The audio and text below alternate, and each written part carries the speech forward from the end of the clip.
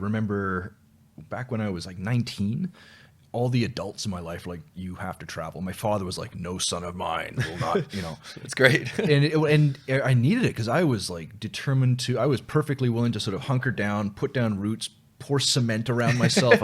I didn't want to, you know, I was very, very clear about what I wanted to. I wanted to be a cartoonist, had this whole plan, I wanted to take as few risks as possible, just make it happen.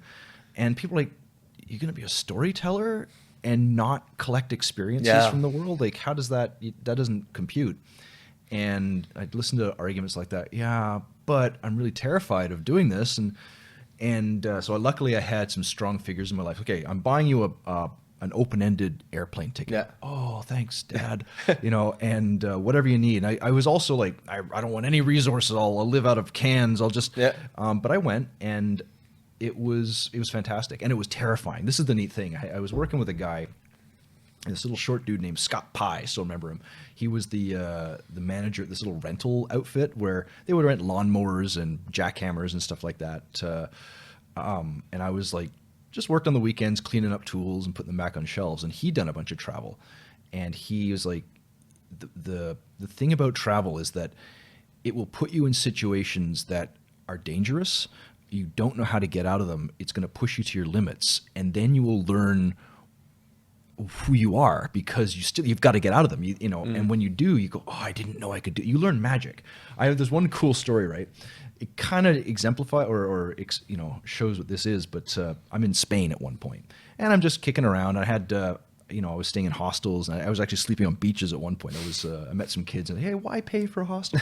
And so I was sort of solving social situations, had some scary encounters, and you know, other ones were just I didn't know what to do, and found solutions. So my confidence grew. But this is the meat of it. I was walking across a big field, and a pack of dogs came up. In Spain, there's a lot of wild dogs that just sort of live in the streets.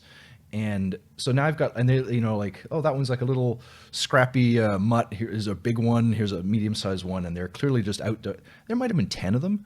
And they just sort of come up, and they're like, huh. Oh, yeah. And now you're surrounded by dogs, and there's no one around. I'm just on a pathway. And you're like, you very quickly remember, oh, yeah, wolves, that's where dogs came from. Yeah. And there was just this palpable, like, they didn't know what to do. I don't think they were starving, so I wasn't like maybe an immediate, they didn't tear into me, but there was definitely like, if I run, there could be some real trouble here. Yeah. And you know, I'd never experienced anything quite like this before, so there's this weird standoff, and I could sort of see them like waiting, like, what are you going to do? What's going to happen? No one knew what was going to happen. Yeah.